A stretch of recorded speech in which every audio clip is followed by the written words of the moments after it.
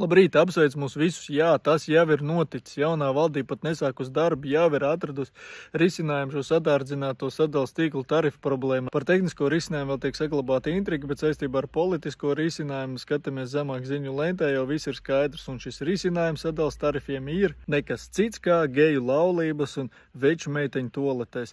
Jo vīrietis, kas sev identificē kā sievieti, Stambulas konvencijas izpratnē ir uztverama kā sieviete. Lūk, netipisku risinājumu ir atradusi vienotība ar saviem jaunajiem palīgiem ZZS. Tad ar geju laulību un dzimumu lomu ieviešanu mēs atrisināsim momentā sadales tīklu sadardzinājumu problēmu. Savukārt tehniskais risinājums, spriežot pēc vienotības iepriekšējām darbībām, visticamāk būs viens no diviem, vai nu no mūsu budžeta, no mūsu tātad visu kopējās naudiņas, vienkārši no vienas vietas tik pārcelt naudu uz otru vietu, lai nosaktu šos tarifus. Vai nu vēl labāk Kariņa stilā visticamāk aizņemsimies un par to vēl lielā pateicībā pieņemsim geju laulības un šo marksistisko dženderu ideoloģiju mūsu skolās. Rodas iespējas, ka vienotība, nu jau arī ZZS visus tur par pilnīgiem idiotiem.